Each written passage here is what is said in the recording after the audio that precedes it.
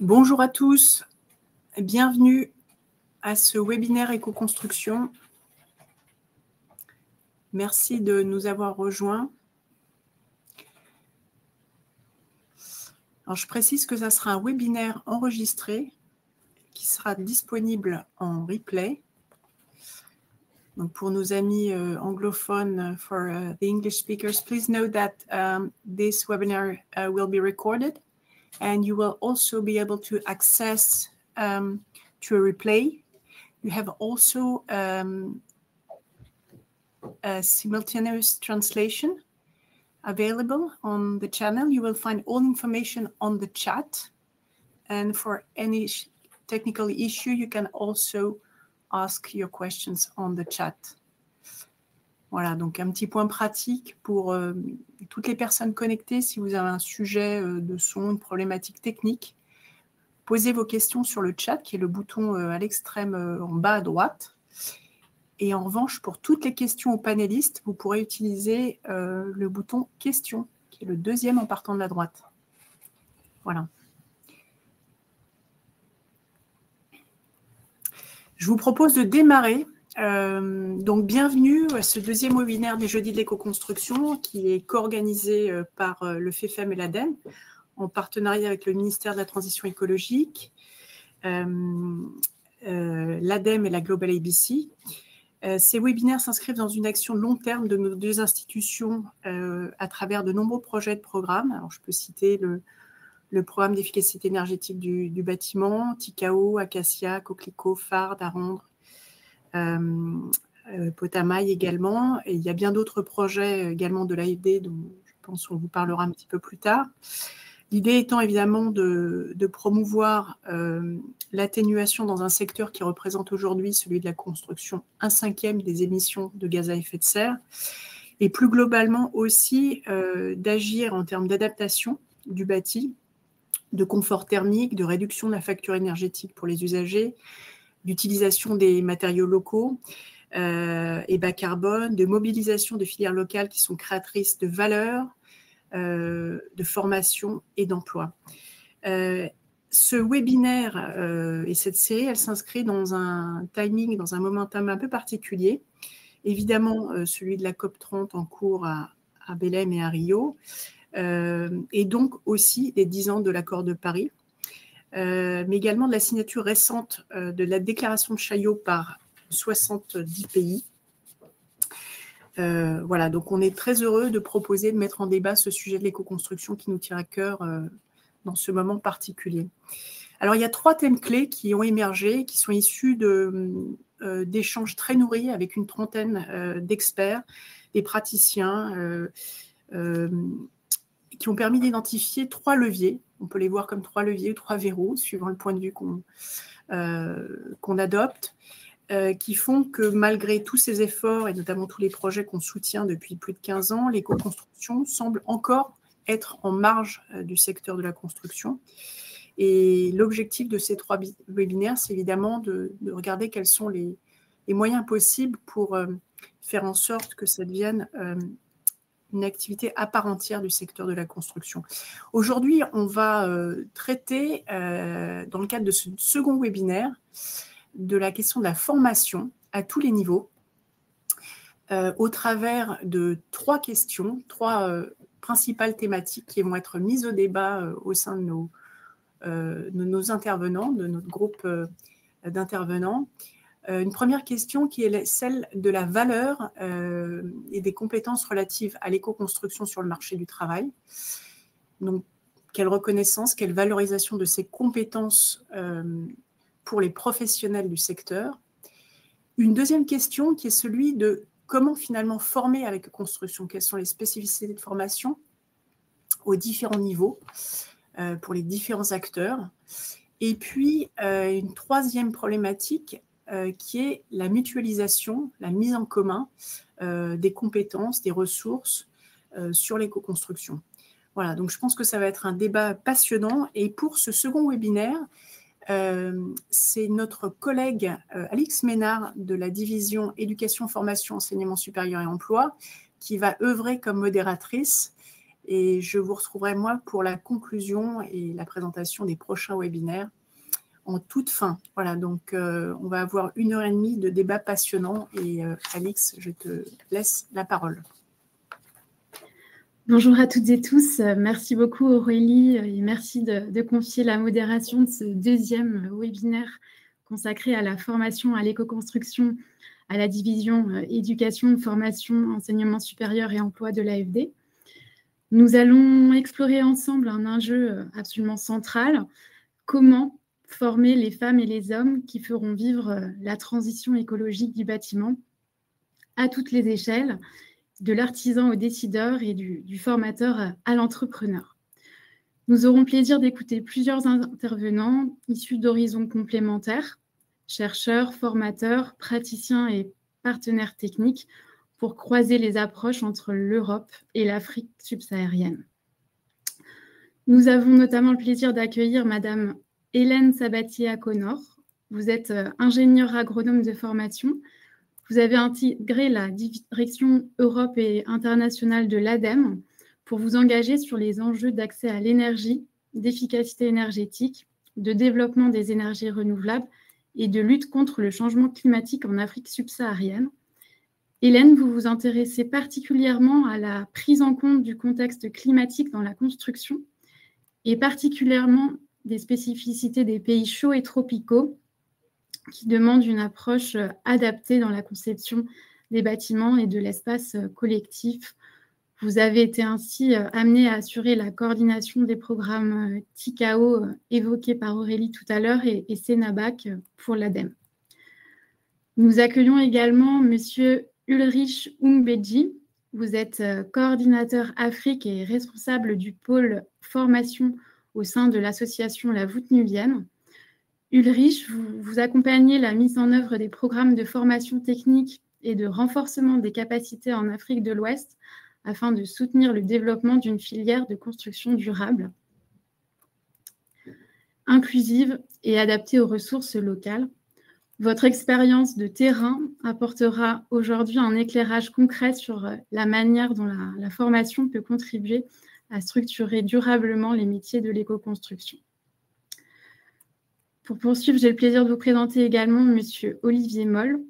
Olivier, vous êtes enseignant-chercheur à l'École nationale supérieure d'architecture de Grenoble au sein de l'Université Grenoble-Alpes et membre de l'unité de recherche architecture, environnement et culture constructive. Vous êtes également responsable du programme Habitat au sein de l'association Crater. Nous comptons également parmi nous Monsieur Vincent Quittiot. Vous êtes architecte et expert en énergie renouvelable et efficacité énergétique de l'environnement bâti. Vincent, vous êtes chef du département énergie urbaine d'ONU Habitat, qui travaille sur l'accès à l'énergie en zone urbaine, l'efficacité énergétique du bâtiment et le déploiement des technologies d'énergie renouvelable. Vous concevez et mettez en œuvre des programmes novateurs et transformateurs en matière d'énergie propre et d'environnement bâti économe en ressources. Aussi, vous promouvez l'utilisation des matériaux de construction neutres en carbone et la construction de logements sociaux durables, adéquats, résilients et abordables. Nous avons également le plaisir d'accueillir Monsieur Ibrahim Niang. Vous êtes ingénieur en matériaux et également chercheur, formateur et consultant spécialisé en construction durable. Votre thèse a porté sur la mise au point de composants écologiques adaptés au contexte sénégalais, valorisant notamment le Tifa australis et la terre crue pour réduire l'empreinte carbone et améliorer le confort des bâtiments. Vous êtes également directeur technique de l'Agence d'architecture et de recherche MBN depuis 2018. Et vous êtes chercheur associé au sein du laboratoire Eau, Énergie, Environnement et Procédés industriels à l'École supérieure polytechnique de l'Université Cheikh Anta Diop de Dakar. Et enfin, Alexandre, cher collègue, tu es aujourd'hui responsable équipe projet et coordonnateur de la formation professionnelle au sein de la division éducation, formation, enseignement supérieur et emploi de l'AFD. Et tu vas nous présenter l'expérience de l'AFD dans le financement du développement des compétences en éco-construction à travers la présentation de différents projets menées notamment aux Comores, à Madagascar et en Mauritanie. Nous t'écoutons. Merci beaucoup, Alix. Bonjour à toutes et tous. Donc voilà, c'est en tant que coordonnateur des financements de l'AFD en formation professionnelle que je ne vais pas avoir prétention à présenter de manière exhaustive l'expérience qu'on peut avoir, mais à travers 3 exemples et surtout laisser la place aux différents acteurs que tu as présentés et qui vont participer au débat d'aujourd'hui. Mais juste voilà, pour relayer à travers ces exemples ce que disait Aurélie tout à l'heure, ce dont on va parler, cet enjeu compétences, ça relève de tous les niveaux de qualification, et y compris ceux de l'enseignement supérieur, avec 2 exemples que l'on a pu avoir pour la division édu de l'AFD, avec à Madagascar, l'accompagnement qui a été celui de l'université donc de La Réunion, à travers un des opérateurs avec lesquels on travaille, qui s'appelle France Éducation Internationale, et qui accompagne l'implantation d'un master qui est à l'université de La Réunion, le master Eben, à Madagascar, au sein de l'Institut supérieur de technologie. Donc là, on voit bien qu'à travers cet appui, c'est de pouvoir aborder à travers cette formation les enjeux qui relèvent plus de la partie éco-conception. Sur l'autre exemple qu'on proposait là, à travers PECOBAT en Mauritanie, cette fois-ci, donc c'est ce qui relève plus de la partie qu'on dirait assistance technique, à travers le projet PECOBAT, qui est un financement de l'AFD et de l'Union européenne en Mauritanie, qui a permis la formation de 865 jeunes. Au-delà de ça, le développement de tout un écosystème de micro-petites entreprises, mais c'est ça qui est intéressant vraiment, autour de l'éco-construction, comme étant justement un secteur où les compétences ont de la valeur, où les compétences permettent de développer des projets d'insertion, des projets d'entrepreneuriat, à travers notamment la mise en place, et je pense qu'on aura l'occasion d'en parler au cours de ce webinaire, des chantiers écoles, c'est-à-dire que de faire des chantiers, des lieux de formation à part entière, et en l'occurrence là sur des techniques donc d'éco-construction en Mauritanie, sur 3 régions, donc il y avait Brakna, Asaba, 4 régions même, Gorgol et Guidimaka. L'autre effet de levier que nous, on peut avoir en tant que partenaire technique et financier, tu évoquais tout à l'heure, Alix, les Comores, c'est de passer, on en reparlera, je pense Aurélie aussi, à l'occasion du 3e webinaire, par la commande publique. Et là, en l'occurrence, à travers un financement qui est de près de 30 millions d'euros et qui vise la construction d'une quarantaine d'établissements scolaires aux Comores. Donc là, on parle d'écoles, de collèges et de lycées, de pouvoir relancer, puisqu'elle a existé, elle est vraiment à redynamiser, la filière BTCS, c'est-à-dire les briques en terre compressées stabilisées. Donc, à travers, au-delà du programme et donc toutes les commandes publiques que l'on peut mener autour de ces établissements scolaires, s'appuyer sur l'Agence nationale de l'habitat qui est en charge justement du développement de cette filière et surtout encourager, au-delà de la commande publique initiée par l'AFD, le développement justement de chantiers et surtout, et je pense qu'on en reparlera aussi, la valorisation de ces techniques de construction comme étant des techniques modernes, de qualité, et accompagner ainsi la relance de toute la filière. Donc là, c'était vraiment vous donner quelques exemples pour vous dire que nous, voilà, au niveau de la division éducation, formation, emploi, c'est à travers les outils que l'on peut avoir, autant d'opportunités de valoriser ces compétences liées à l'éco-construction. Alix. Merci beaucoup Alexandre pour cet éclairage des initiatives portées par l'AFD. Ces expériences, elles montrent bien que le développement des compétences prend tout son sens que s'il est inscrit dans une réponse au marché du travail. C'est donc le premier thème de la table ronde qui va nous préoccuper et nous allons en effet tenter de répondre à la question « Quelle valeur pour les compétences en éco-construction sur le marché du travail ?» Donc, pour introduire cette session, j'ai le plaisir de donner la parole à Monsieur Olivier Moll. Olivier, vous allez revenir sur l'expérience française et sur les enseignements que l'on peut en tirer pour d'autres contextes. C'est à vous.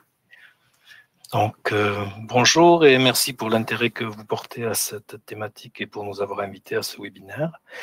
Donc, depuis 46 ans, l'association Crater travaille en étroite collaboration avec le laboratoire de recherche architecture, environnement et culture constructive de l'École nationale supérieure d'architecture de Grenoble, à la reconnaissance et à la promotion des architectures de terre et plus largement à la reconnaissance des potentiels des cultures constructives locales à produire des architectures raisonnées aptes à contribuer positivement à l'atteinte des objectifs de développement durable. Notre parcours en France, mais aussi à l'étranger, nous a amené à nous investir dans la collecte des savoirs locaux, que j'illustrerai dans les prochaines diapos, puis dans la formation relative à ces savoirs, ceci à tous les niveaux des professionnels de la construction, mais aussi à développer une capacité à prouver scientifiquement le bien fondé de ces savoirs et enfin d'en faire la promotion auprès des différents acteurs qui peuvent accompagner leur développement. Suivante. Bien, je le fais. Donc, les architectures locales, un de leurs problèmes, c'est qu'elles sont, et avantage, c'est qu'elles sont contextuelles. Et l'usage des matériaux locaux, c'est aussi contextuel. Ces savoirs locaux, ils sont détenus par les populations locales. Et donc, dans un premier temps, il nous faut, nous qui sommes détenteurs de diplômes académiques, savoir adopter une posture d'apprenant auprès des personnes qui ont acquis des connaissances sur ces sujets par la pratique. C'est ensuite, une fois acquis ces savoirs, que nous pouvons réfléchir à leur réusage, leur réinterprétation, leur complémentarité avec de nouveaux matériaux, de nouvelles technologies. L'idée est de mettre le bon matériau, le bon savoir au bon endroit. Cet apprentissage nous a aidé à développer méthodes et outils afin que chaque organisation ou individu intéressé dans l'application de cette approche puisse, s'il le souhaite, bénéficier de notre expérience. L'étape suivante, c'est de documenter ces savoirs et de les rendre accessibles à tout un chacun. Il est question ici de produire et de mettre à disposition des guides de bonnes pratiques, des dossiers techniques pour permettre de réaliser des bâtiments avec des typologies architecturales non encore normées, les ATEX, de procéder à des recherches scientifiques visant à valider les savoirs locaux, de la rétro-ingénierie. L'exemple sur la photo à gauche, c'est le test sur une table vibrante d'un prototype d'habitat en Haïti. D'où la nécessité de partenariat avec le monde de la recherche. Il est ensuite apparu nécessaire de montrer, de former par la pratique, comme ce qui était mentionné par l'intervenant précédent, de façon concrète, la possibilité effective de construire avec ces matériaux. Ceci dans une logique de réponse aux besoins évolutifs des populations. Ici, la photo, c'est la réalisation du domaine de la Terre à Villefontaine, dans la région de Lyon. Des bâtiments à étages avec différentes techniques de construction qui ont permis de valider ces techniques pour la construction moderne de bâtiments à usage de logement collectif. Il est aussi nécessaire de produire des outils de support, de sensibilisation, d'information en direction des différents acteurs de la construction. Et bien sûr, la nécessité de former l'ensemble des acteurs de les filières concernées afin de permettre à celles-ci de se développer sans accroc, avec une attention particulière à la mise en place de formations associées à la pratique, ce qui permet de favoriser la mise en relation entre détenteurs de savoirs complémentaires, artisans, responsables de chantier, architectes et ingénieurs. Ici, des photos montrent la formation UDS à terre organisée par l'ENSAG à Grenoble et un module de formation pratique organisé aux grands ateliers de l'île d'Abo. En résumé, notre expérience nous a permis d'associer étroitement recherche, action, formation et dissémination, et à nous intéresser aux savoirs existants dans le patrimoine, à l'actualité des pratiques et besoins des populations dans le domaine de la production des architectures et à la matière et ses potentiels pour produire ces architectures. Aujourd'hui, en France, la filière peut profiter des activités de formation proposées par tout un réseau d'acteurs, liés ou non avec le cratère. Nous pouvons citer parmi d'autres l'Association des professionnels de la construction en terre, les grands ateliers AMACO, l'Association nationale des professions de la terre crue, ASTER, la Fédération des associations de formation en construction, donc tout un réseau d'acteurs qui sont en capacité aujourd'hui de dispenser de la formation. Et récemment, au cours de ces 10 dernières années, nous avons participer à la mise en place d'un référentiel de compétences, ECVET, qui est aujourd'hui disponible. Il permet plusieurs reconnaissances de compétences suite à des formations formelles ou à des expériences de chantier. l'obtention d'un certificat acquitaire est reconnue aujourd'hui grâce à un accord de partenariat signé entre 11 pays sur 18 partenaires. Il y a 9 unités d'acquis d'apprentissage qui concernent pour l'instant les techniques de terre porteuse et d'enduit. Le référentiel se décline sur 5 niveaux d'autonomie et de responsabilité selon le cadre européen de certification, niveau 2 à niveau 5, avec une liste de critères et d'indicateurs d'évaluation des acquis. Les niveaux 6 et 7 sont en phase de conception. Cette approche contextualisée pourrait avoir du sens concernant un territoire tel que celui des pays d'Afrique de l'Ouest pour favoriser la mobilité des étudiants professionnels d'un pays à l'autre sur la maîtrise de ces savoirs. Voilà, je vous redonne la parole. Merci beaucoup, Olivier, pour cette présentation très détaillée. Et merci beaucoup d'avoir introduit les métiers selon le cadre de certification européen. Nous allons poursuivre cette réflexion avec une autre perspective, celle des promoteurs immobiliers et des partenaires techniques et financiers qui jouent eux aussi un rôle clé dans la reconnaissance et la diffusion des compétences en éco-construction, aussi bien en Europe qu'en Afrique subsaharienne. J'ai le plaisir du coup de donner la parole à Madame Hélène Sabatier-Aconor, qui est à l'ADEME. Donc c'est à vous, Hélène. Merci beaucoup. Bonjour à toutes et à tous. Juste quelques mots d'abord pour un peu de contexte par rapport aux actions de l'ADEME sur le sujet. Donc l'ADEME est en travail sur ces questions-là depuis de nombreuses années et en particulier a acquis une expertise assez forte sur la construction en milieu tropical grâce à son action dans les territoires d'outre-mer, en particulier à La Réunion, en Polynésie française, en Nouvelle-Calédonie, avec l'habitude aussi de développer une culture commune autour des notions d'éco-construction sur ces territoires en question.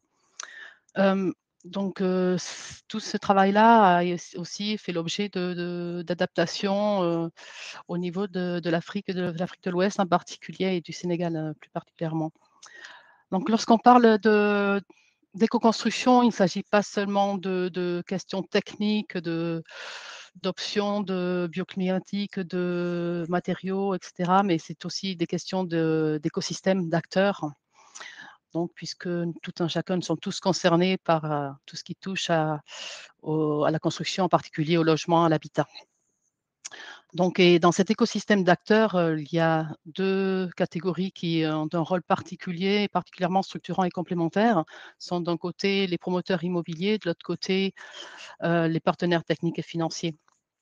Alors, pourquoi les promoteurs immobiliers? Parce que eux, ce sont les acteurs de terrain, sont eux qui sont moteurs. Ils peuvent être moteurs dans la mise en œuvre concrète de l'éco-construction. Donc, ils peuvent avoir ce rôle de 3 façons différentes. D'une part, ils ont la capacité d'intégrer ces notions de durabilité dans les projets en mettant en place les critères bioclimatiques, de conception bioclimatique dans leurs travaux, en faisant le choix d'utiliser des matériaux locaux à faible empreinte carbone, les matériaux biosourcés, géosourcés par exemple, et aussi en faisant intervenir des énergies renouvelables, en particulier solaire, pour finaliser l'apport d'énergie dans ces bâtiments. Ils ont aussi la capacité, comme ils sont à cheval entre l'offre et la demande, à créer un marché pour les compétences vertes.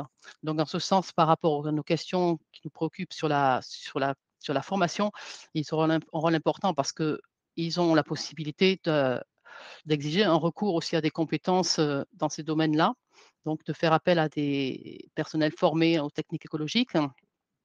Ils ont la capacité aussi de travailler, de collaborer avec des écoles professionnelles, avec des universités qui travaillent sur ces sujets-là et de contribuer à la valorisation de nouveaux métiers sur ces questions-là.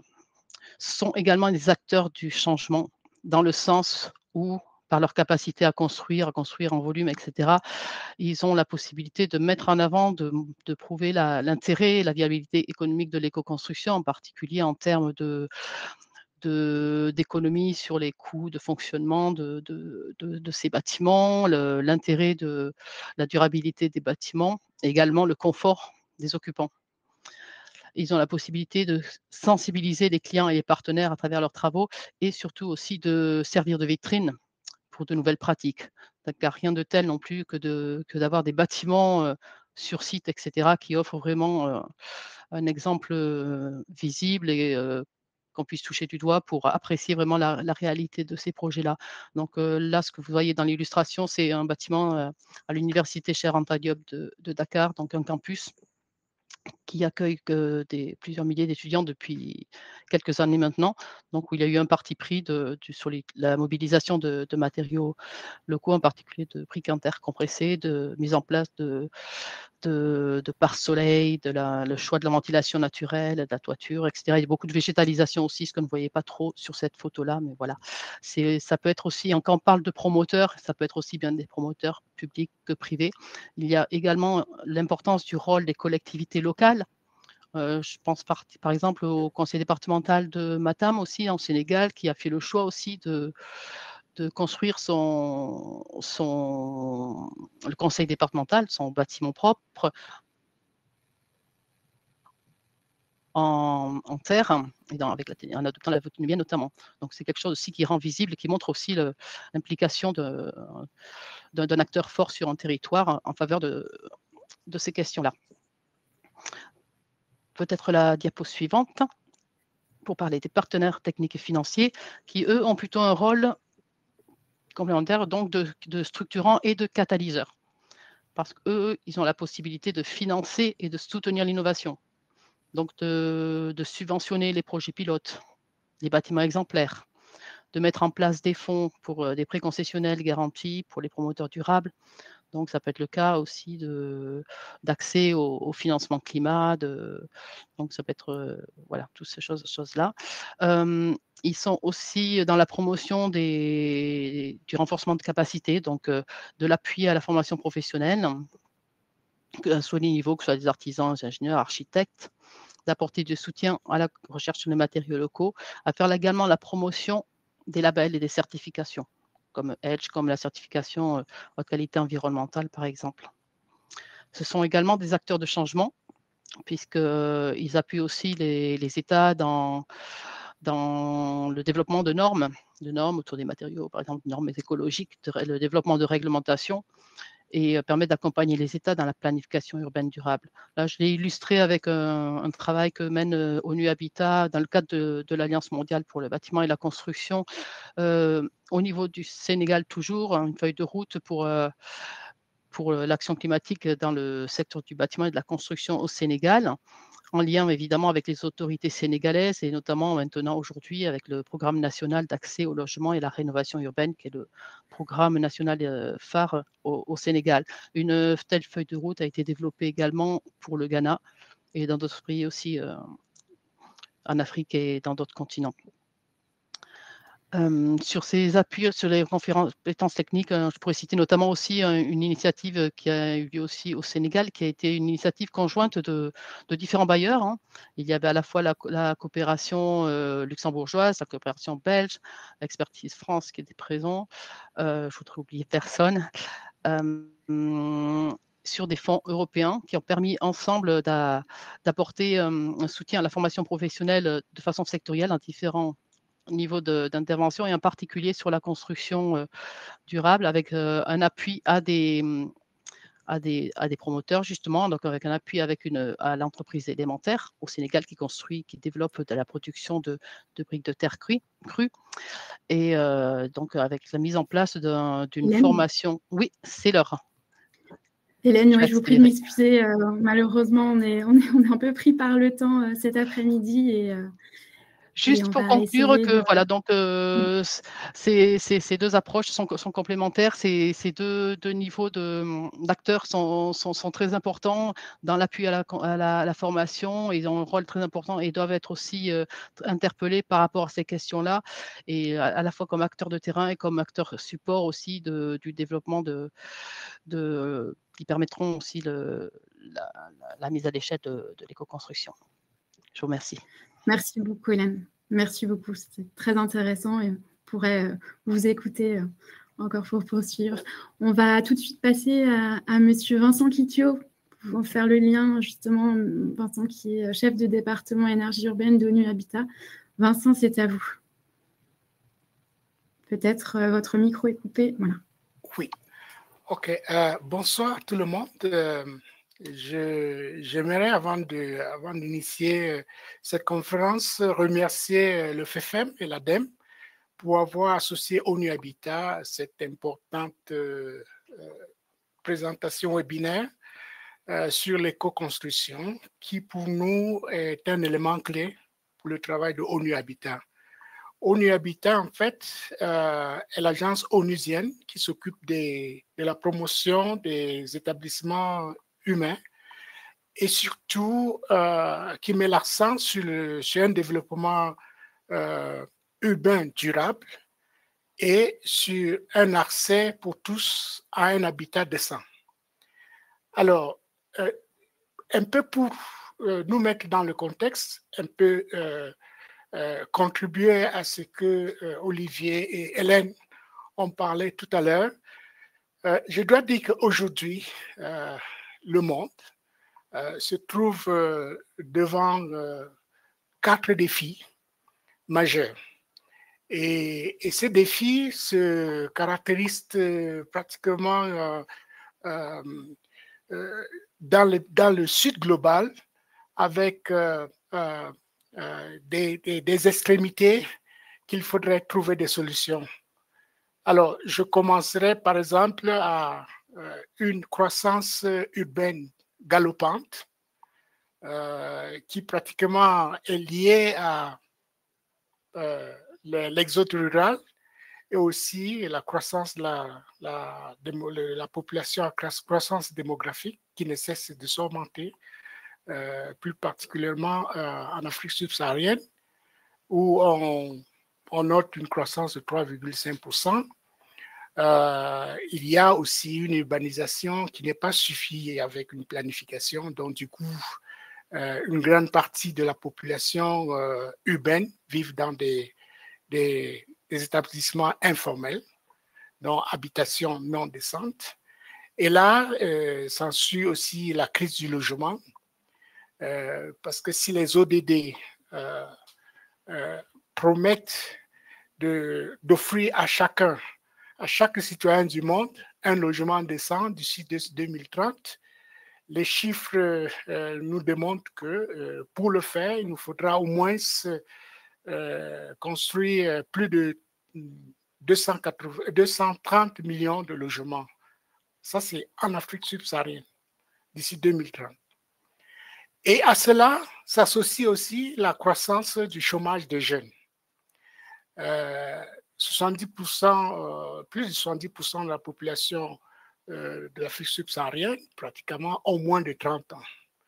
Et beaucoup de ces jeunes, certains formés, se retrouvent dans le secteur informel, aussi dans le chômage. Donc, qui devient une crise même de gouvernance, une crise des États du Sud.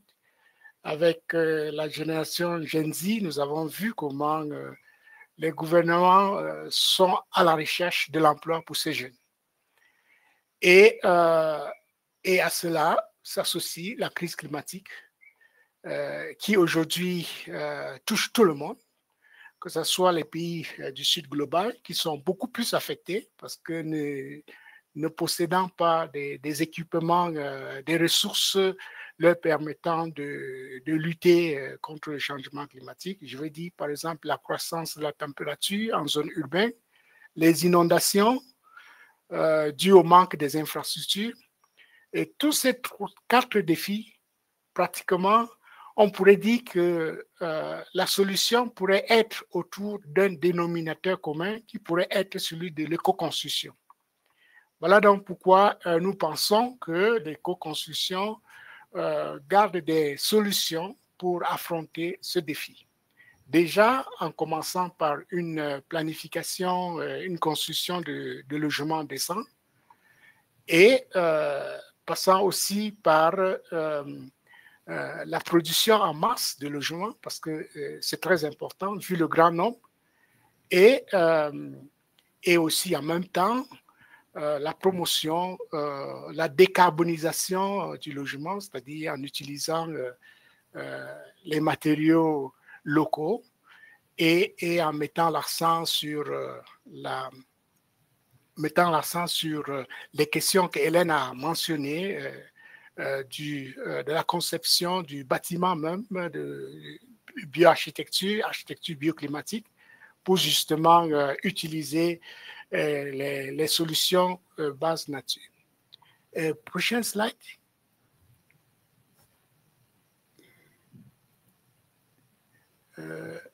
Merci beaucoup. Non, je voulais juste... juste pour dire que c'est très important, donc, c'est un thème donc, qui va donc permettre de répondre très rapidement. Si nous investissons, nous mettons toutes les énergies nécessaires pour promouvoir la construction, l'autoconstruction. Et durant la prochaine intervention, je mentionnerai un peu des solutions que ONU Habitat met en exergue et ONU Habitat avec ses partenaires mettent en exergue pour justement répondre à ces 3-4 crises qui sont considérées comme des défis majeurs du XXIe siècle. Merci. Merci beaucoup Vincent, merci d'avoir dressé ce tableau et présenté ces défis. Vous y reviendrez d'ailleurs tout à l'heure et nous allons poursuivre avec un cas concret présenté par monsieur Ulrich Unpedji et vous allez nous présenter l'expérience béninoise. Ulrich, on vous écoute. Merci à Alice, merci aux précédents intervenants. J'ai suivi très religieusement et c'est un plaisir pour moi de prendre part à ce webinaire. Alors, l'association La Voûte Nubienne, vous le savez déjà, est une organisation de solidarité internationale qui a été créée il y a 25 ans par Thomas Granier, qui est un maçon français, et Seri Youlou, qui est un paysan burkinabé, mais aujourd'hui artisan maçon voûte nubienne, maçon formateur, maçon référent sur pas mal de chantiers. Notre leitmotiv, c'est de travailler à une diffusion très large de la technique voûte nubienne, qui est une technique de construction en terre crue, sans bois, sans fer, sans ciment pour des bâtiments basiques. Sur des bâtiments complexes, on fait usage de ces matériaux, mais vraiment dans une certaine limite. Nous assurons une diffusion surtout vers les populations les plus rurales qui sont dans le besoin et qui, en zone sahélienne, font face au changement climatique et ne laissent personne indifférent. Et donc, c'est une manière aussi de contribuer à l'atténuation des différents effets du climat. Alors, nous existons, vous pouvez aller sur la diapo suivante, s'il vous plaît. Nous existons et intervenons dans 7 pays, le Burkina Faso, le Mali, le Bénin, le Ghana, le Sénégal, la Côte d'Ivoire et la Mauritanie, où on a un partenaire technique, avec des perspectives aujourd'hui de nous étendre vers le nord du Togo, le Tchad, le nord du Cameroun, le Niger et tout autre pays où le besoin se fait sentir. Allez au diapo suivant, s'il vous plaît.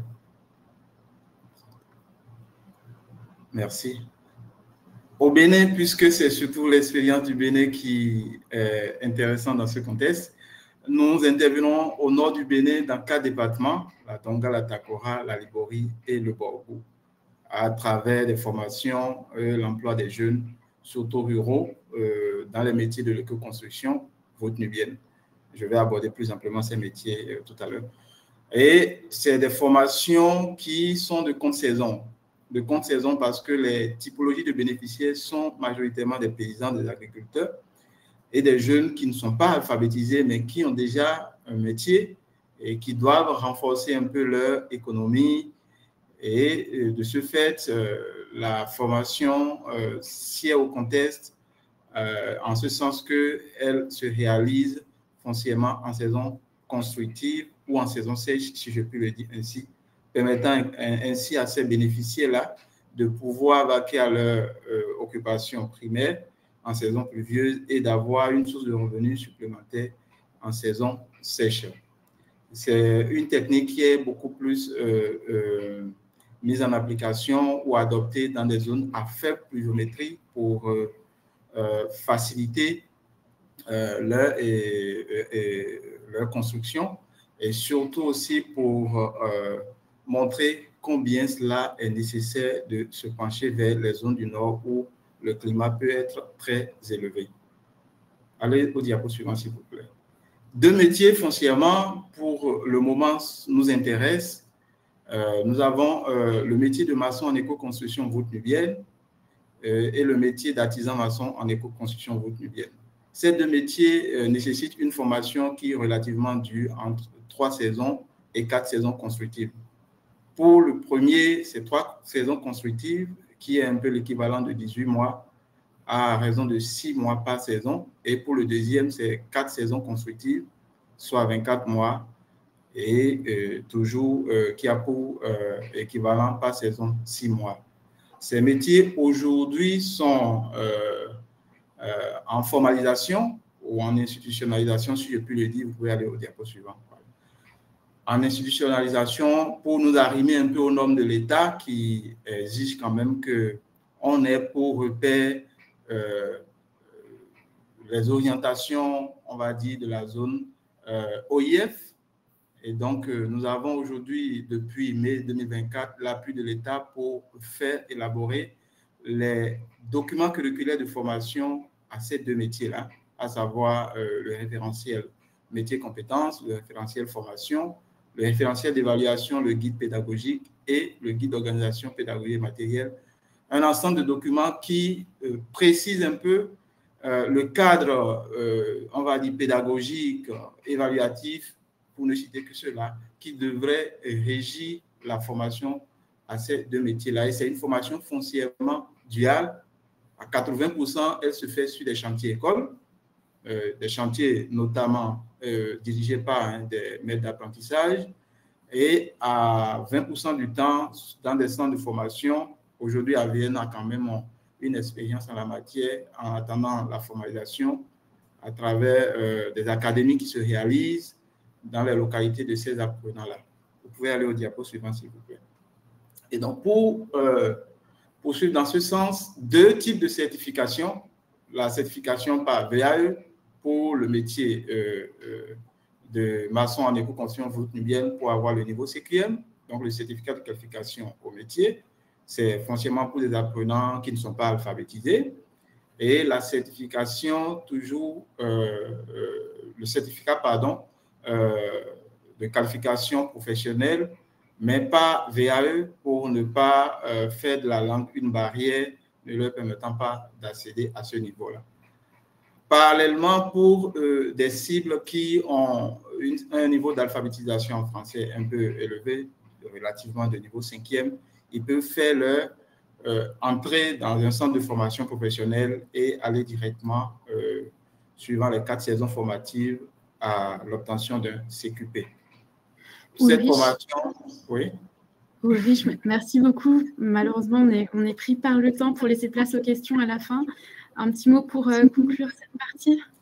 Oui, justement, pour dire que c'est des formations foncièrement réalisées par des centres de formation professionnelle dès que nous aurons l'habilitation. Sinon, aujourd'hui, à Vienne, s'en charge et a une équipe assez garnie qui accompagne cela sur le terrain. Merci beaucoup.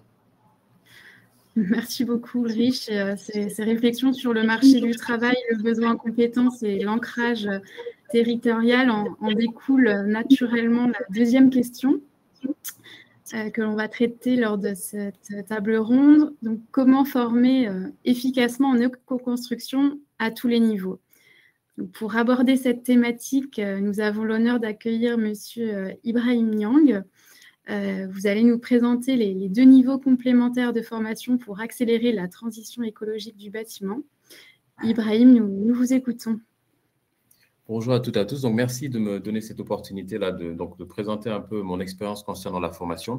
Donc, mon propos, je vais l'articuler à 2 niveaux. Donc, le premier, ce serait donc d'avoir un enseignement supérieur qui soit axé sur la recherche. Donc, en fait, c'est créer une sorte de cercle vertueux, à savoir recherche, formation, innovation, de manière à ce que la recherche puisse alimenter les curricula de formation, par exemple que les étudiants soient au courant des dernières innovations en matière de, par exemple, de mise en œuvre des matériaux, et que ultérieurement, au moment où ils vont exercer leur métier, eh bien qu'ils puissent implémenter ces solutions-là.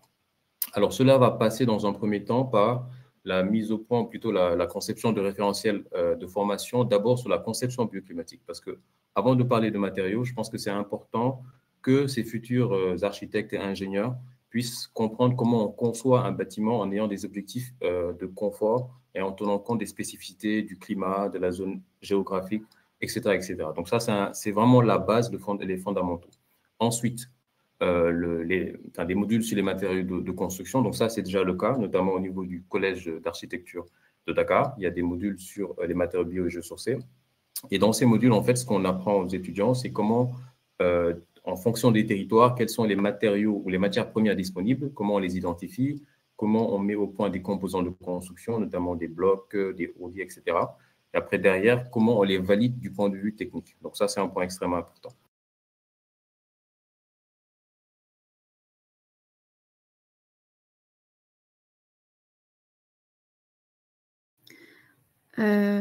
Ibrahim, je pense qu'on a une coupure du côté d'Ibrahim.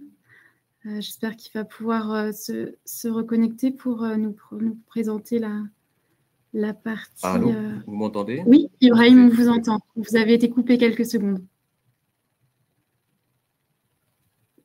Ibrahim, on vous a reperdu. Bon, il y a quelques déconnexions intempestives. Ah, le revoilà. Ibrahim, c'est bon, vous Ibrahim, oui, tout à fait. OK. Donc, je disais, j'en étais donc aux matériaux. Donc, le troisième point, ça va être la partie management d'énergie. Donc, il ne faut pas oublier que lorsqu'on parle de bâtiment, c'est une enveloppe avec des systèmes, des équipements. Donc, il faudrait que ces ingénieurs-là soient capacités sur le choix des équipements en tenant compte des objectifs un peu de durabilité.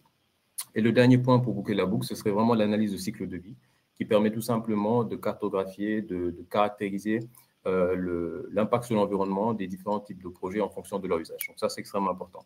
Donc, concernant la création de passerelles entre la recherche et la formation, c'est déjà le cas, notamment au niveau de l'ESP. Il y a un laboratoire.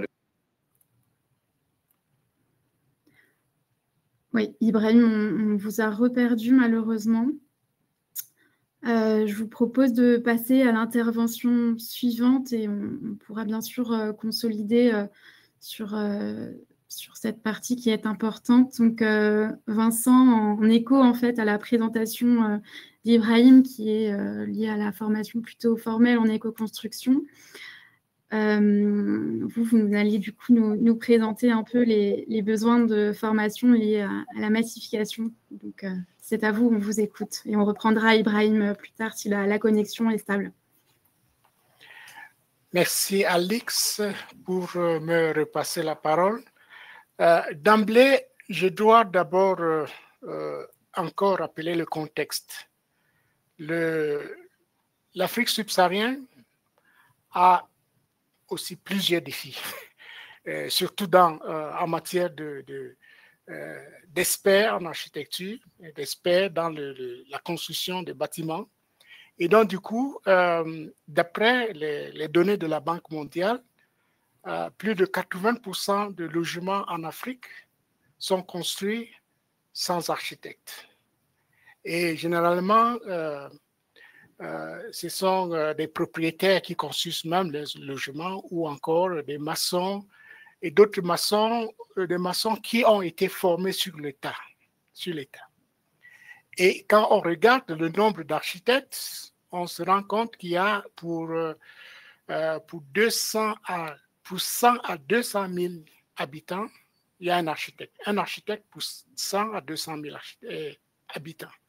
Donc, ceci est vraiment inquiétant et ce qui explique aussi la prolifération des bâtiments non décents, la prolifération des bidonvilles, parce que justement, il n'y a pas suffisamment d'experts dans la matière.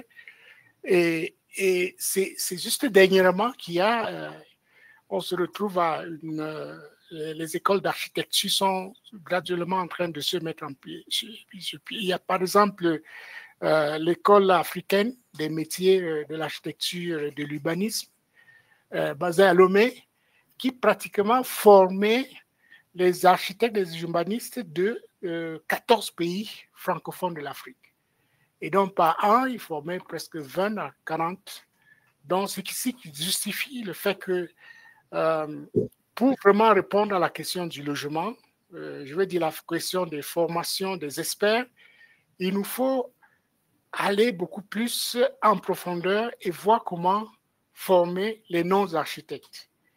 Et à cela, il y a pas mal des documents, des manuels qui ont été développés. Par exemple, le Barefoot Architect, c'est-à-dire un peu la traduction, ça veut dire ceux qui marchent sans chaussures, je veux dire les pauvres, je veux dire l'architecture pour les pauvres, comment promouvoir l'architecture bioclimatique. Et donc, ce manuel propose des solutions très simples qui permettent d'améliorer, je veux dire, le bâti actuel en mettant l'accent sur l'éco-construction. ONU Habitat, parmi ces projets, vise surtout à promouvoir la formation des non-architectes et aussi des architectes. Bon, sachant très bien que pour passer à la construction en masse, il faut vraiment impliquer ceux qui sont des acteurs actuels qui travaillent dans ce domaine.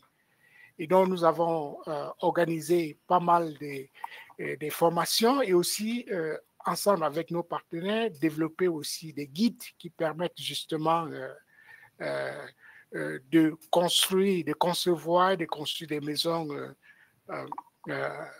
sobres en carbone et sobres aussi en énergie. Et je pense donc qu'il y a la nécessité donc de former les maçons et les artisans dans la construction du logement durable et abordable s'impose aujourd'hui. Parce que s'il nous faut passer à l'industrialisation du secteur du bâtiment, il nous faut avoir des experts qualifiés pour le faire. Naturellement, il nous faut aussi avoir l'accès à l'énergie, parce que sans énergie, ce sera très difficile de pouvoir construire en masse, vu la grandeur même du défi, la crise même du logement qui reste une nécessité majeure. Un exemple, la coopération suisse a financé un programme au Rwanda sur un programme de promotion de l'emploi grâce à la construction respectueuse de l'environnement.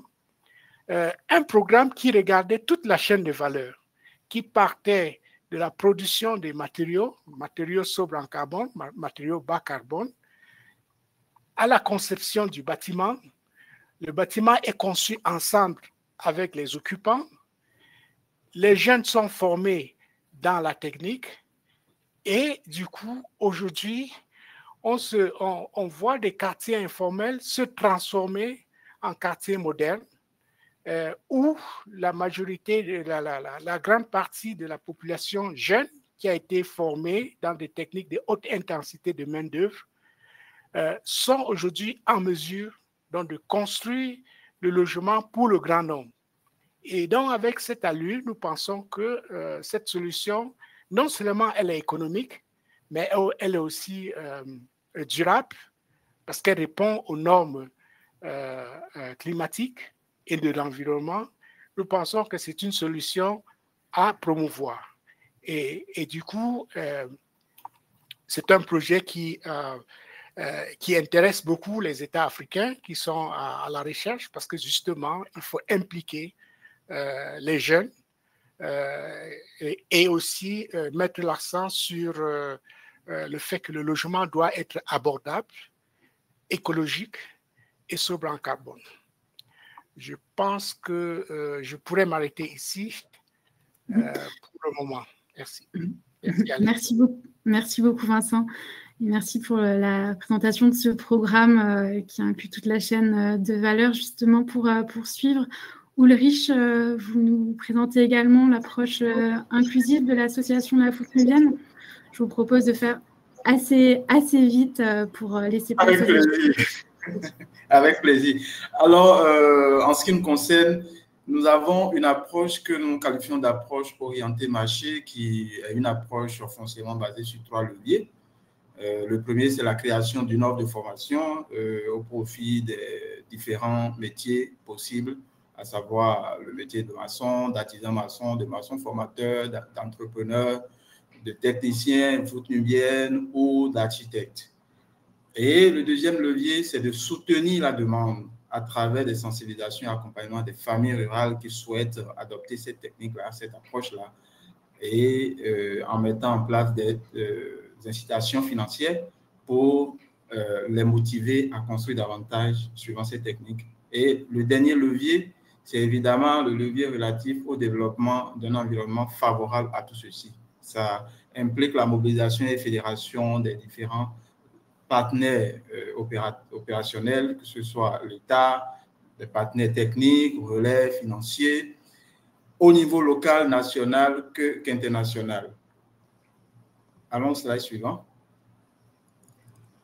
À côté, nous avons une autre approche qui est l'approche du déploiement territorial. Étant donné que c'est une technique qui va beaucoup plus au profit des populations rurales, on ne peut pas fonctionner sans ce que nous appelons des partenaires opérateurs.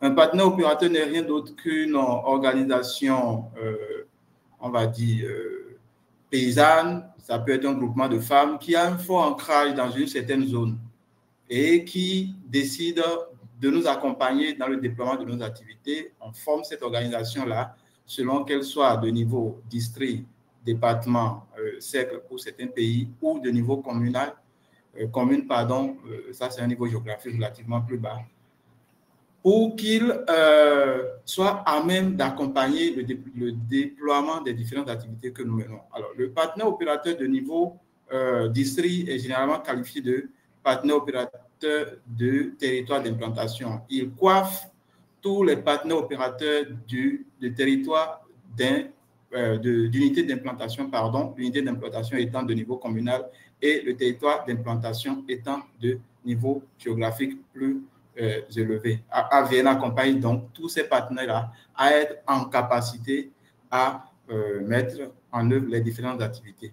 Allez au diapo suivant. Vous allez voir ce diapo, c'est juste une illustration pour montrer des ateliers de sensibilisation organisés par des partenaires opérateurs locaux.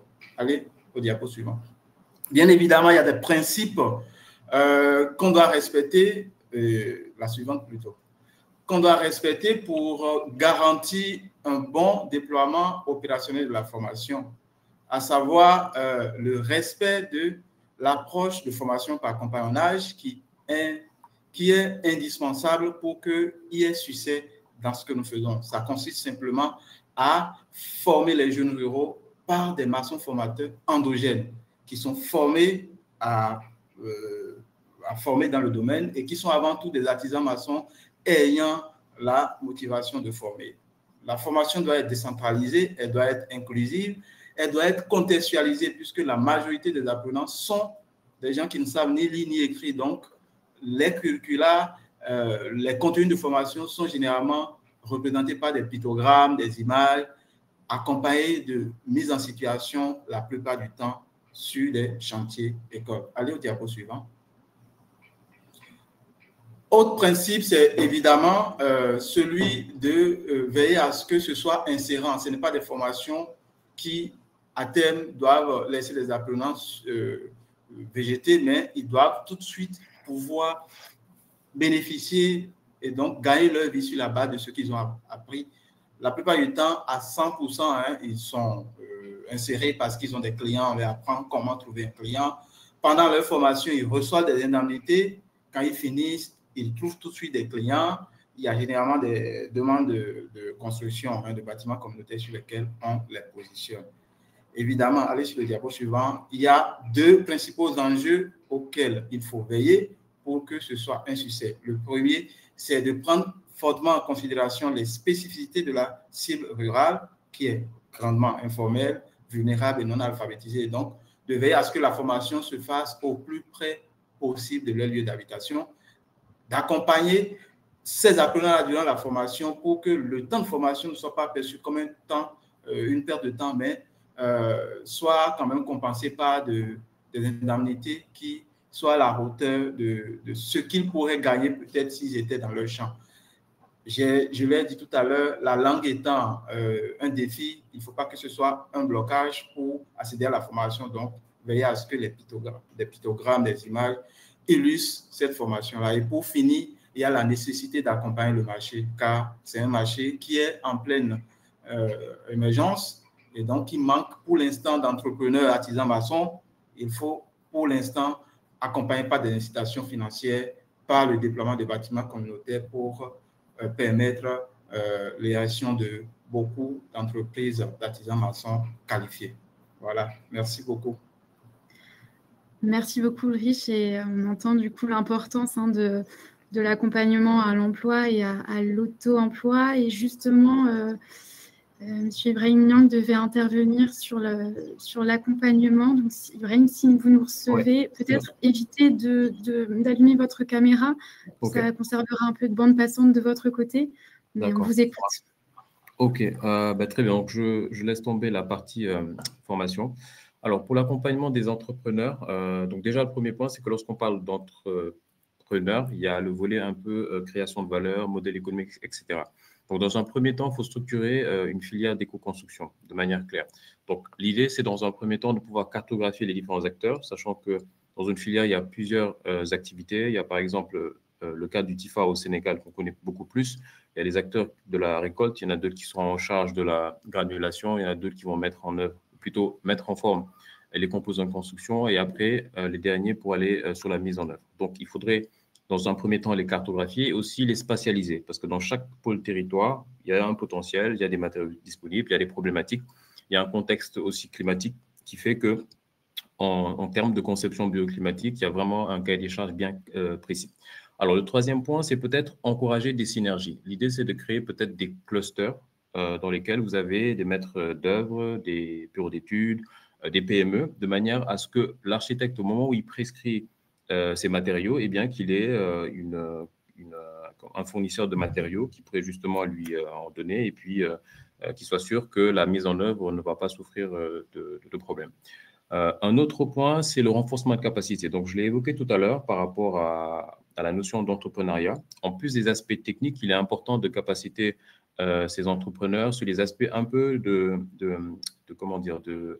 modèle financier ou plutôt de modèle économique, de manière à ce que l'activité soit viable dans le long terme. Ça, je pense que c'est gage vraiment pour qu'on ait un secteur de l'éco-construction qui ait une certaine pérennité au niveau en cas de l'Afrique de l'Ouest. Ça, c'est très important.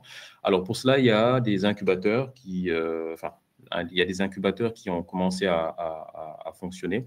Je sais qu'il y a une PME comme Compact qui a bénéficié de l'accompagnement de Aske Venture il y a 1 ou 2 ans, je pense. Et c'est un accompagnement qui a porté ses fruits dans la mesure où cette PME a commencé à produire de la BTC et ça marche plus ou moins bien. Donc, peut-être qu'il faudrait voir comment ce modèle-là peut être répliqué à plus grande échelle, notamment en Afrique de l'Ouest, pour qu'on puisse aussi partager un peu cette expérience.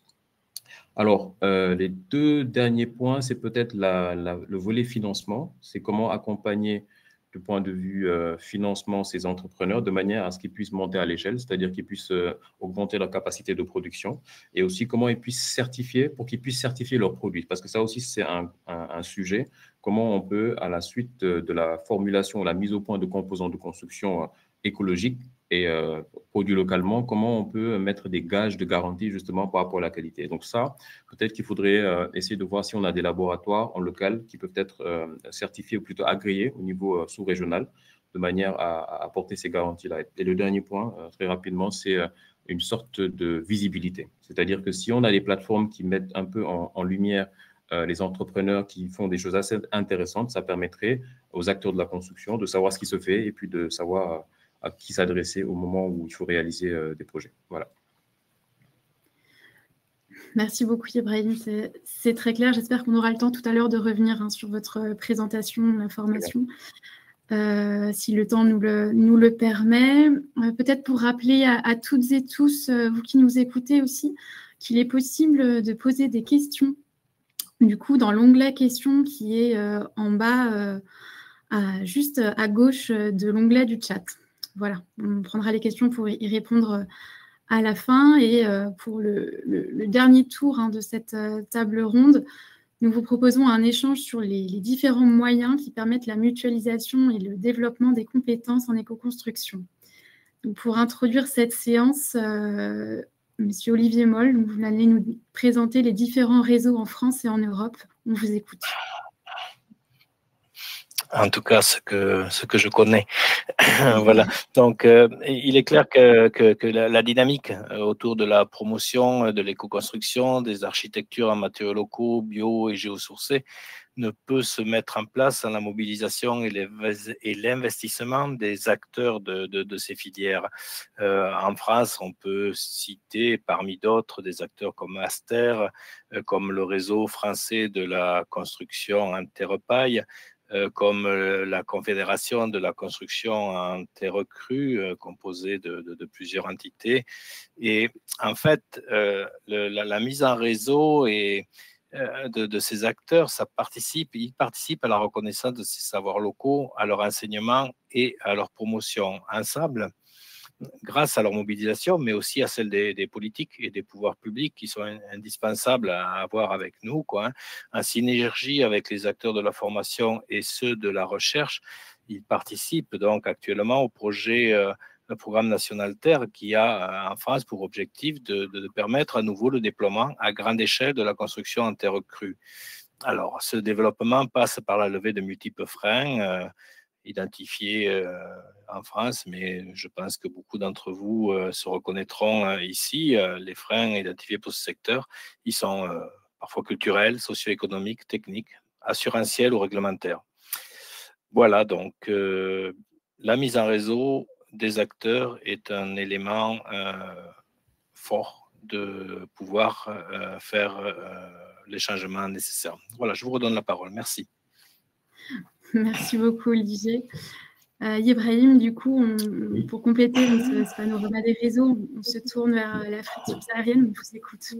Très bien. Alors, moi, je veux juste souligner l'importance donc, de structurer un réseau solide autour de l'éco-construction, dans le sens où, par exemple, au niveau de l'échelle, à l'échelle sous-régionale, on a déjà le réseau FAC Sahel qui fait un travail remarquable en mettant un peu en lumière les acteurs de la construction en terre, en diffusant ses savoir-faire, notamment à travers des revues, ce qui est assez intéressant. Et puis, tout récemment, l'année dernière, il y a eu le forum MIGDAO, donc qui a réuni plusieurs pays de l'Afrique de l'Ouest, qui montre tout simplement que lorsqu'on fédère des initiatives, en fait, on a beaucoup plus d'impact. L'enjeu pour moi, c'est de ne pas laisser ces initiatives se développer de manière trop dispersée, parce qu'il y en a plusieurs qui ont lieu dans des territoires un peu différents. Et voilà, quelquefois, il y a des manques de communication. On ne sait pas trop ce qui se fait, alors qu'il y a des synergies qui peuvent être créées. Donc, si on parvient, notamment au Sénégal, à créer un réseau structuré, il y a des discussions autour de ça, notamment autour de la filière TIFA. Ça permettrait tout simplement de mutualiser donc, les compétences, d'harmoniser aussi les pratiques et de faciliter d'une certaine manière la montée en échelle de ces solutions. C'est aussi, à mon sens, un moyen de résoudre des problématiques qui sont communes. À chaque fois, il y a la question du financement qui va revenir, des équipements, de la certification et de l'industrialisation. Donc, en gros, en somme, si on parvient à bien structurer un réseau, notamment en local, ça nous permettrait d'avoir beaucoup plus d'impact dans le secteur. Voilà. Merci beaucoup, Ibrahim. On voit bien que cette mise en réseau, elle est essentielle pour soutenir la diffusion des compétences et diffuser les bonnes pratiques. Mais on sait qu'il est aussi important de disposer de ressources pédagogiques adaptées, comme va nous le présenter Hélène. On vous écoute. Oui, effectivement, là, il s'agit, dans le cadre de la formation, de pouvoir faire émerger un écosystème de compétences locales qui soit capable de concevoir, de construire et d'entretenir des bâtiments durables. Pour cela, on sait que l'éco-construction repose sur des savoir-faire spécifiques en termes de matériaux locaux, en termes de conception bioclimatique, d'efficacité énergétique.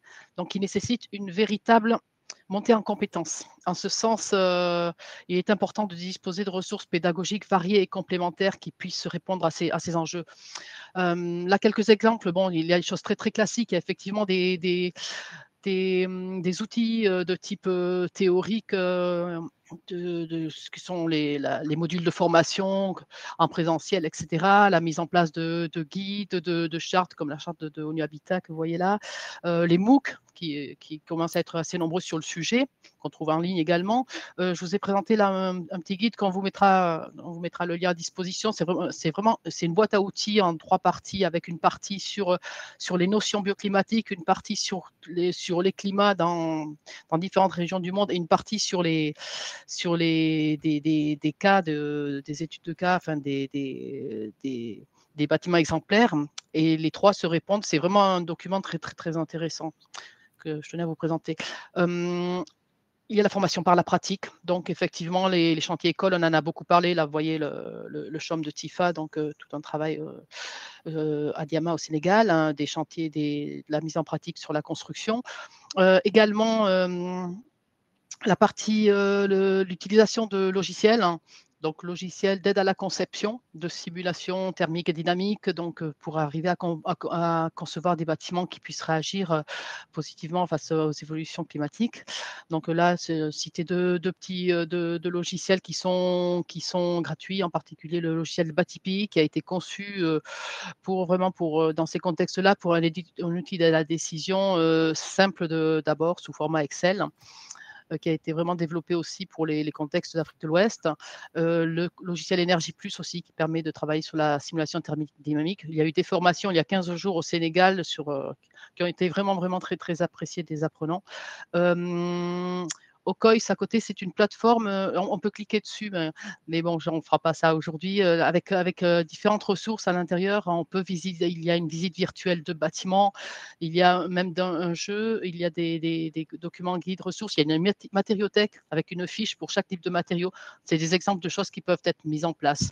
La photo du milieu, c'est aussi un travail, aussi l'intérêt de rassembler autour de la table des expertises diverses, d'avoir différents types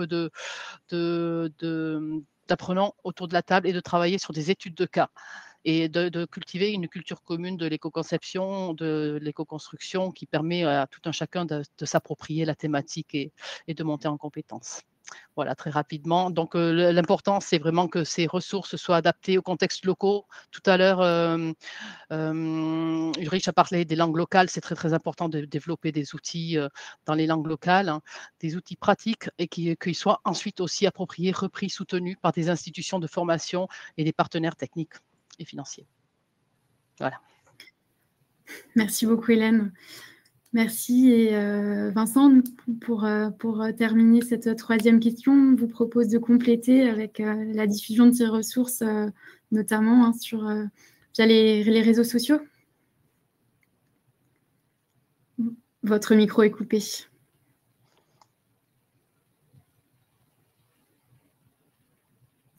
Alors, je voulais juste dire que aujourd'hui, grâce aux réseaux sociaux, on arrive les réseaux sociaux présentent une plateforme, une bibliothèque multimédia qui permet de diffuser les compétences d'une manière exponentielle et de créer aussi des liens entre les maçons, entre les artisans. Et il y a des techniques que les réseaux sociaux permettent de le faire. Il y a aussi les formations, les cours en ligne, le MOOC, qui offrent aussi des techniques de construction à la portée de tous. Et je vois même aussi, il y a pas mal de groupes qui initient des formations en ligne sur l'éco-construction. Et je pense que c'est vraiment une aubaine, parce que il y a de cela 10 ans, 15 ans, pour savoir comment construire une maison d'autoconstruction, il fallait aller dans une bibliothèque. Mais aujourd'hui, on assiste à ce leapfrog. On peut trouver une formation, une vidéo YouTube en ligne du Pakistan, où il présente la technique en langue locale. Mais le fait que cette technique est multimédia, ça permet quand même d'aider le maçon qui peut être dans un village très reculé et avoir l'accès à Internet, de pouvoir apprendre très rapidement cette compétence. Donc, je pense que c'est très important. Il faudrait qu'on puisse, un peu comme Ibrahim le disait tout à l'heure, essayer de voir comment réguler ces informations et aussi inclure ces informations dans les curricula existants. À cela, je pense aussi, nous avons vu l'expérience de la vie nubienne qui est très, très intéressante, mais je dois aussi dire qu'il faut aussi que les gouvernants puissent s'approprier de cette technique et essayer de l'insérer dans l'enseignement technique, parce que justement, vu qu'elle est pratique, et je pense aussi qu'il y a d'autres techniques, essayer de voir comment accélérer le type de formation pour justement répondre aux défis que nous avons vus dès le début.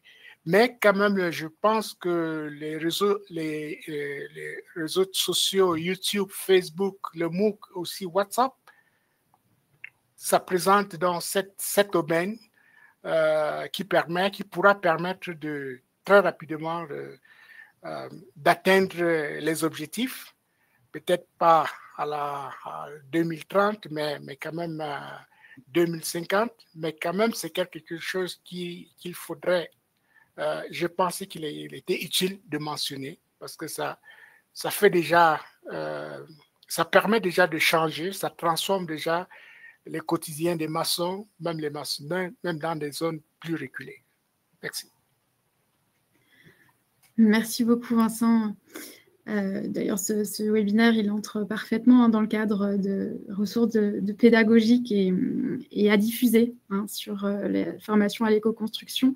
Vincent, vous évoquiez du coup le niveau de formation enseignement technique et formation professionnelle. Donc, Ibrahim, peut-être que vous pouvez revenir là-dessus.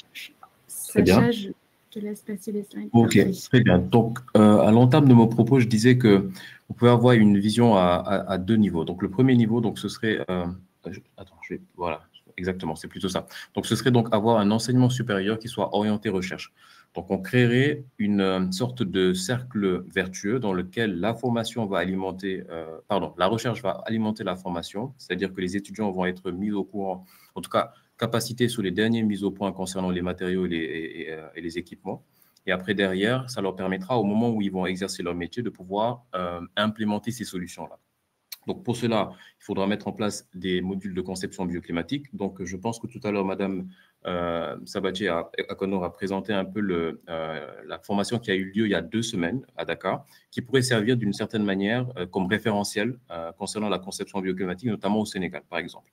Ensuite, des modules sur les matériaux de construction avec toutes les phases de mise au point de ces composants, donc l'identification, la formulation, la validation technique, le management de l'énergie. J'ai essayé de l'expliquer tout à l'heure en disant que le bâtiment, c'est une enveloppe, mais aussi avec des systèmes. Donc, quand on a des objectifs environnementaux, il faut prendre en compte aussi le choix des équipements éco-énergétiques. Et pour boucler la boucle, ce serait donc par rapport à l'analyse de cycle de vie, qui permettrait en fait d'évaluer l'impact sur l'environnement des projets architecturaux, quel qu'en soit leur usage et quels qu'en soient les territoires. Donc, l'intérêt et l'enjeu de créer des passerelles entre la recherche et la formation, c'est que ça permettrait aux étudiants donc, de pouvoir mettre en pratique les connaissances qu'ils auraient et surtout de participer à la production scientifique et de préfigurer des normes, dans le sens où lorsqu'il n'y a pas de normes, les seuls documents de référence technique dont on aurait, ce serait par exemple des mémoires ou des mémoires de thèse, etc., des PFE. Donc voilà, c'est un peu ça que je pense qu'il serait intéressant de mettre en place. Donc ça a déjà démarré, notamment à l'ESP, le laboratoire et le 3PI. Il y a déjà des PFE qui sont en place et pour lesquels voilà, on essaie de faire avancer les choses. Donc voilà, je passe à la suivante. Voilà.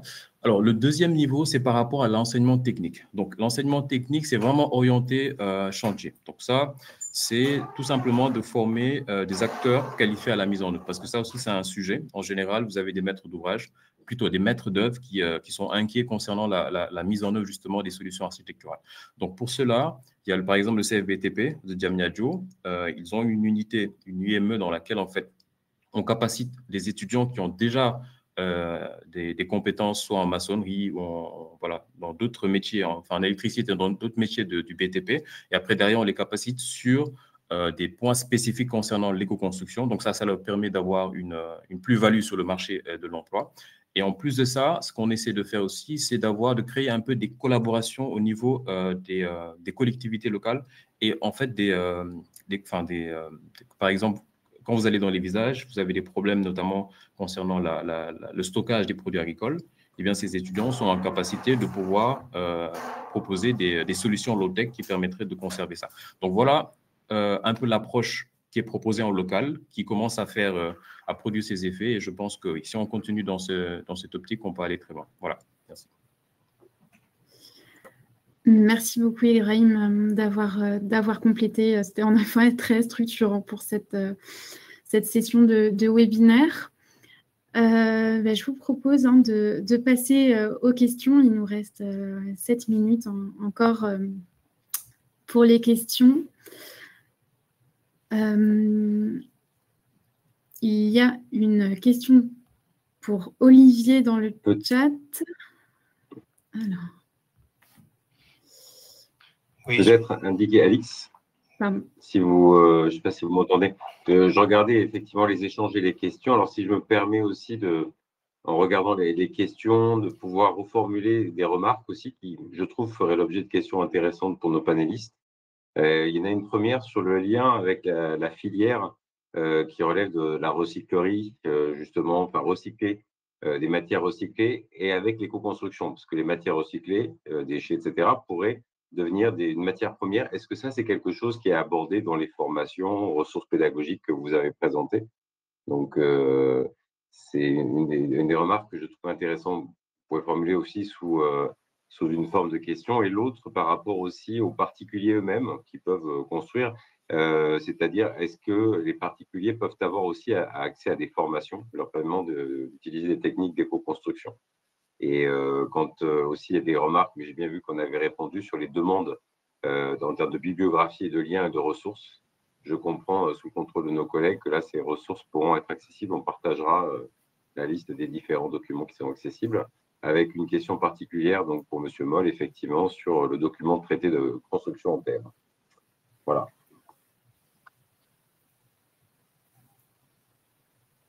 Oui, question à laquelle j'ai répondu dans le chat.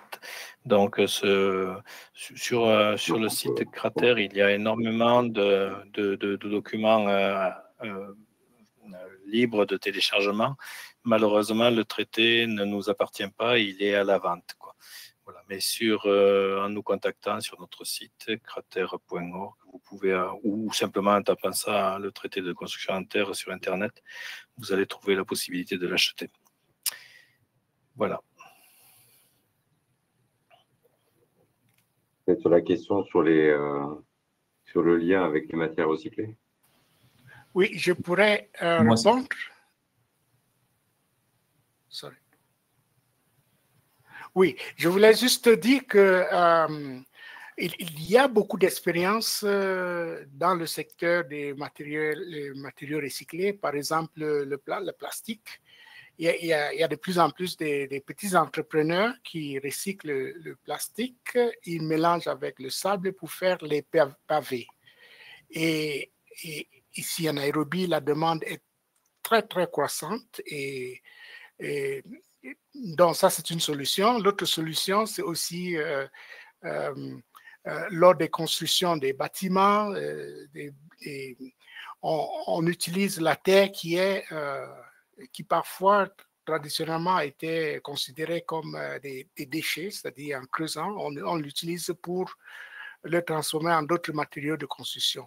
Et d'ailleurs, nous appelons ça récupération des ressources. C'est-à-dire, c'est la thématique, c'est-à-dire l'économie circulaire. Et sur l'expérience que je vous ai montrée sur le Kigali, le projet de Kigali, en fait, on utilise les déchets agricoles comme combustible pour la cuisson des briques de terre. Et donc, du coup, un déchet qui traditionnellement est brûlé vient maintenant être utilisé dans les fours. Ça peut être la balle de riz, ça peut être aussi les déchets qui résultent de la bâche de café et de thé. Et tous ces déchets sont réutilisés. et parfois aussi les déchets de biomasse, c'est-à-dire les feuilles des arbres et aussi des branches, sont aussi réutilisés pour produire des matériaux de construction durables. Merci. Ibrahim a levé la main il y a longtemps. Oui, merci beaucoup Hélène. En fait, juste pour préciser qu'on a une petite expérience concernant la valorisation des déchets plastiques. Dans le cadre du programme FAD, on a eu des échanges avec une entreprise qui s'appelle Proplast au Sénégal, qui est assez connue, qui valorise, enfin, qui recycle du coup du plastique. Et on a fait des précades de fenêtres avec, c'était assez intéressant. Et pour dire qu'aussi, même dans les référentiels, les modules de formation sur les matériaux, il y a un module sur les polymères pour montrer en fait que dans le bâtiment, il y a plusieurs lots techniques. Il y a notamment la VRD. Par exemple, tout ce qui va être calinisation, ça peut être, on peut utiliser de la matière primaire, mais plutôt secondaire, qui va être recyclée. Donc, c'est pour dire qu'on a tendance à faire le focus peut-être sur la maçonnerie, parce qu'effectivement, c'est ça qui a le plus d'impact sur le confort dans un bâtiment, dans les espaces intérieurs. Mais le bâtiment, c'est plusieurs lots techniques et le plastique est vraiment très, très présent. Voilà. Il faut quand même garder à l'esprit un minimum de prudence aussi, parce que les matériaux… La tenue au feu, La tenue au feu, enfin, bien faire attention à la qualité des matériaux et pas bâtir intempestivement avec… du fait que c'est recyclé, ce n'est pas forcément toujours la bonne solution, quoi. Donc, il y a quand même pas mal de contraintes au niveau de la qualité des matériaux pour avoir des bâtiments durables. Donc, il faut être très vigilant aussi par rapport à ce qu'on emploie et pouvoir bien qualifier ces matériaux en fonction de la place qu'ils auront dans le bâtiment.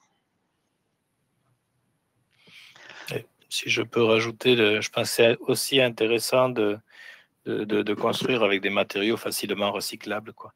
Ce qui permet d'éviter d'avoir à traiter les déchets en fin de vie des bâtiments. Voilà. Tous les matériaux locaux ne sont pas nécessairement tous faciles à recycler.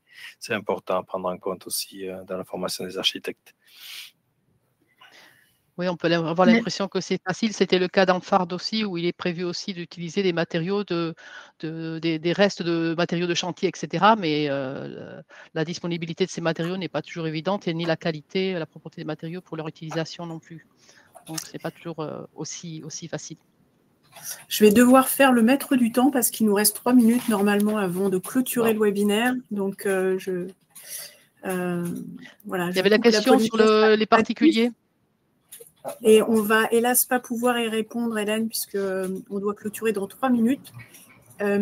Est-ce que moi, ce que je vous propose, c'est qu'on tienne le timing parce que le replay… Alors, aussi… par rapport aux particuliers, je pense que pour partager l'expérience de la vôtre, je vais couper la parole à tout le monde. Tous ceux qui sont demandeurs ont accès à cette technique-là. La preuve, nous avons des clients, on a toute une typologie de clients, des clients paysans, des clients, je vais dire, personnes morales, des clients de la diaspora, ça dépend de votre besoin. On met juste à votre disposition l'expert devant vous accompagner. Hein. Ça peut être un artisan maçon, ça peut être un technicien, un architecte qui a l'expérience de la voûte nubienne. Mais merci beaucoup Ulrich, on va devoir vous couper, je suis désolée. On va devoir tenir le timing. Alors là, j'ai été assez extrême, mais je suis désolée. On avait donné les règles du jeu et c'est aussi par courtoisie vis-à-vis des gens qui sont connectés depuis longtemps. Donc, merci à tous. On va clôturer ce séminaire. D'abord, je voudrais dire que c'était extrêmement riche.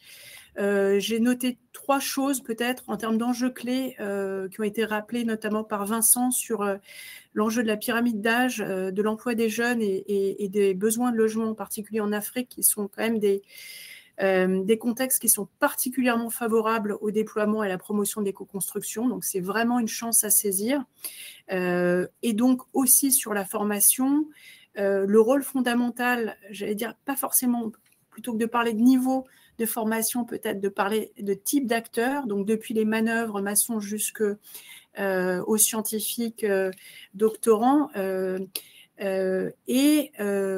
Ce rôle, le mot du compagnonnage a été prononcé, finalement de création d'un cercle vertueux de formation, d'une boucle de rétroaction qui va effectivement de l'artisan avec la formation des des partenaires opérateurs maçons, en passant par les architectes, les scientifiques, les fabricants de matériaux, de façon à ce que ce système de cluster dont parlait Ibrahim puisse fonctionner.